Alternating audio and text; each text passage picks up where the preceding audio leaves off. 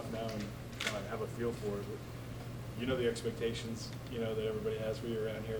What do you think about that heading into the season? I think that's kind of what's driving us a little bit. Like, we're not going to run from those expectations. We're not going to show up to a meeting and Jay's going to say, oh, they pick y'all last or anything like that. No, he's not going to sit up there and lie to us. But he's going to say, yeah, we're picked to go all the way.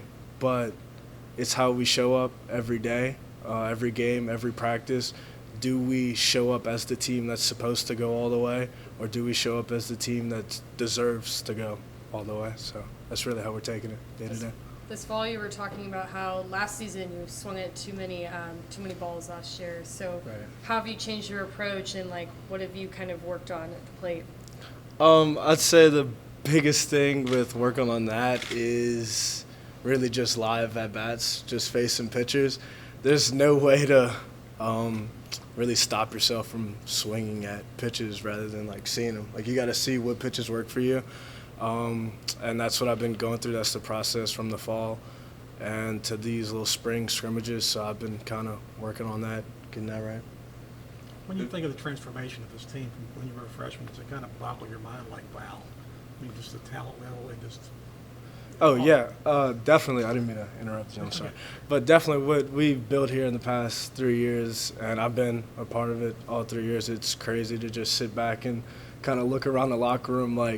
Everybody in this locker room looks different than how it did freshman year when I walked in. I was tiny compared. You see Bear, Jared Jones, and Ethan Fry. You see them walk into the locker room, I'm like, dude, that's not how I looked when I walked in, put my glove on and go to first. But, yeah, it definitely boosts our confidence. We have the right guys in our dugout, so it's a good feeling. Jared Jones is a name that people are going to hear a lot of. Just kind of elaborate on him and where he's at right now at this point, already. Yeah, hidden-wise, it's him with the bat's dangerous. So every time he goes up there, every time he's about to swing, your heart just, it just tenses up a little bit just because he's that strong. He's one of the strongest people I've ever met. But and then I like to help him at first base because whether he plays first base or whether he catches or DHs, it's always good to get that bat on the field any way possible. So whatever I can do to help him at first, I love to do it. He's been getting way better fielding-wise, moving around cleanly. He's not moving around like a big old dude anymore. He's moving his glove good. I'm teaching him a few things, so it's going good. And Jay's talked a little bit about that, about the guys hitting you in the face with the ball this year, you maybe not having to make as many big plays. What do you see defensively, the improvements?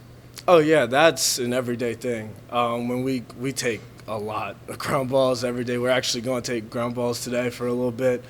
But that's the biggest thing, following their throws and pretty much hitting me. If it's not in the chest, it's literally around this vicinity every time, every play, on the run, everything like that. So that definitely takes a load off the first base position. So it kind of allows, it opens up the lineup a whole bunch to not have to press on making a whole lot of plays at first because they're kind of just making it easy for us. Tell us about the decision-making that you had, this offseason about first or outfield, and kind of where you projected, and just your thoughts on it. I don't think we've talked to you about it. Yeah, I'm willing to do anything to help the team win, whether that be running around in outfield or staying at first base. I'm not worried about where I'm projected in the future or anything like that. It's the right now for me. I don't have a ring in any of my years of playing baseball, so that's what I'm chasing after this year. So that's what's most important. Was your knee nagging you last year a bit? Yeah, I sprained my PCL pretty early in the season, actually. And it never really healed, at the season, during the season. Never really healed, so yeah, I was kind of limping around, moving station to station a little bit, which kind of hindered my game, but it's all healthy now. Do you kind of feel like you've now got the flexibility and maybe the freedom that you did your first year? Right, yeah. My body is the healthiest it's been. Even freshman year, I was dealing with some elbow issues. I don't know if y'all remember going into the season, but now everything's feeling right, knock on wood, so going into the season pretty healthy. We'd be happy to not have to make so many spectacular plays. The first couple of years are like a hockey goalie a lot of times Right. in games. I just feel like it's my way to contribute to the team. If I'm sitting over there, just catching balls at my face, it's kind of boring. But if I'm diving, everything like that, picking balls, I feel like that's something that I'm doing to contribute to the team's success. But again, I'm willing to do anything for us. Tell me a little bit about Riley as a teammate. For him to get his shot after kind of what he was doing for you all last year. I'm sure he's excited. Y'all excited for him. Right. I mean, Riley, just his personality, the way his demeanor, the way he carries himself is awesome. Y'all heard him up here a little earlier giggling. That's him. Like, that's what he does every day. You can't tell if he's having a bad day or anything like that. And that's really what you need out of a starter, especially. And all three guys that are supposed to start this weekend have that demeanor in their own special way. But the way Riley shows up every day and works his tail off is just, I respect it. And he definitely earned what he has this weekend. What improvements have you seen from Riley that sort of allows him to be a starter for you guys on Saturday? Right. I faced him, obviously, a bunch this preseason, and he just looks different up there. It's kind of, he switches up his arm slots every now and then, switches up his timing. He's not easy to kind of tunnel, and that's really what you look for in a pitcher. If you can tunnel pitches, then they're easy to hit. He's definitely changed a bunch about the way he pitches, and that's very effective for him. So that's what he's been working on. Sorry, what about Chase? What has made him so good as a freshman coming in here and earning that spot? I'd say besides the fact that he threw his 99, it's the way he kind of attacks every hitter. It's like, it doesn't matter if he's facing Dylan Cruz, Tommy White, Jared Jones, anybody in that lineup, he goes right at you with his fastball, his slider. And the way the ball moves, I don't want to give any hints to Western Michigan, but the way that ball moves, it's why he's pretty effective. Who would you say has given you kind of the toughest at-bats during, I guess, the spring and the fall? Let me think. Well, besides during the fall, I said Grant was giving me a little trouble. But I'd say the way Paul kind of goes up there, and I wouldn't even say it's the way he pitches. I'd say it's just his demeanor up there. It's just, like he looks mad at you 24/7. When you're in the box, however many pitches you're in there, he's mad. He's all riled up, everything like that. So I'd say he was one of my toughest. Do you remember him striking you out as a freshman, second game? I do, yeah. And I remember I was on deck, and we were down by 2.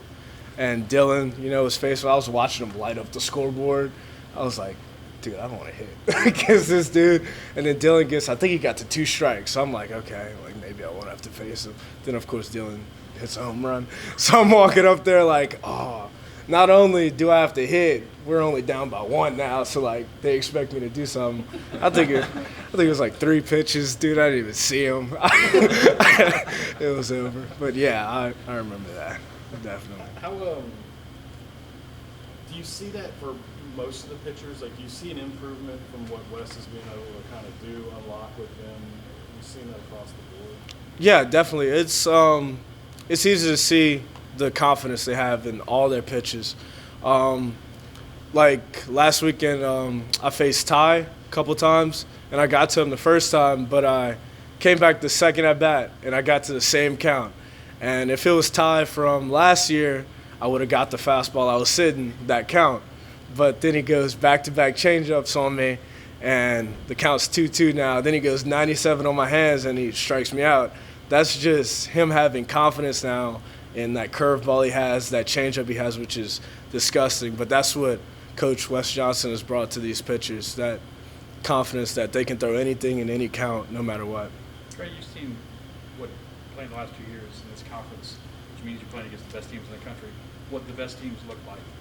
What do you see in your team that looks like those teams that you've played against? Yeah, I'd say we stack up pretty good right now. Whether it be hitting-wise, I feel like we had it last year. We kind of fell off a little bit defensively, whether it be on the mound or in the field. We struggled a lot in the field, and I feel like we cleaned that up in the preseason. Now we'll see when the real bullets start flying this weekend, but I feel like we stack up pretty good with what I've seen the past couple of years in the SEC. Yeah. You played with Gavin his first year He hit 19 home runs. He had Right. some injuries and stuff last year. Had an eye procedure.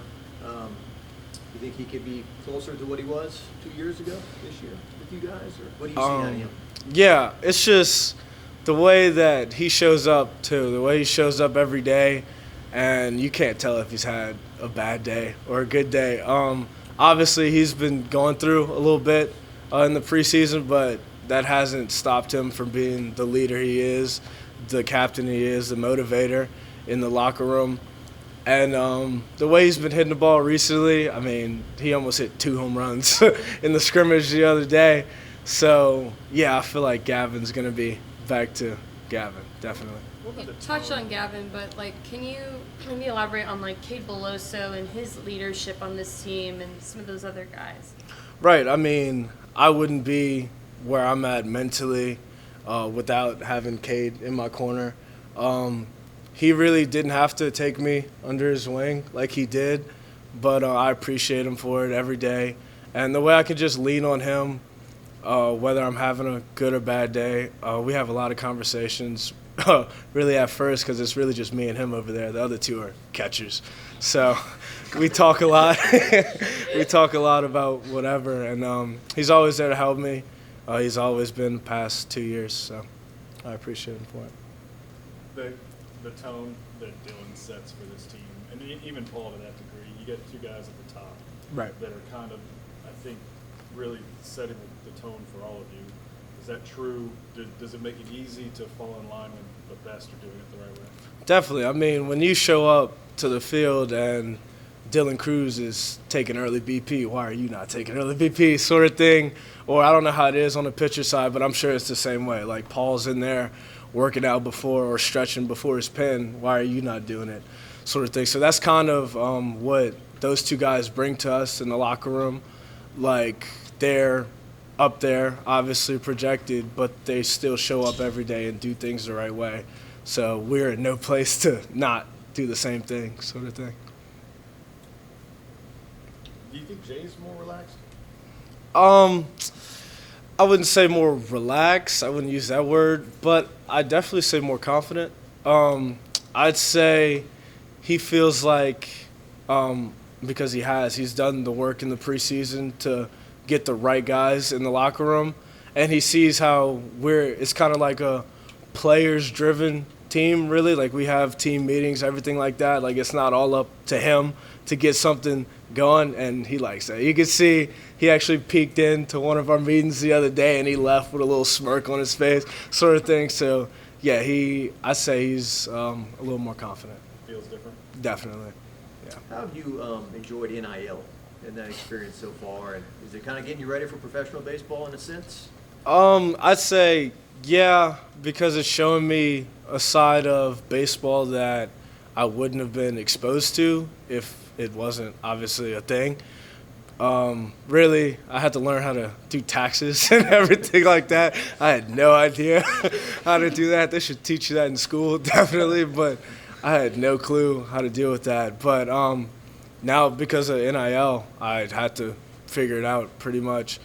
And I'd say it definitely helps in that way. It also helps players kind of show their personality off the field because fans kind of see us as in our sport, whether it be football, basketball, baseball, they just see that person.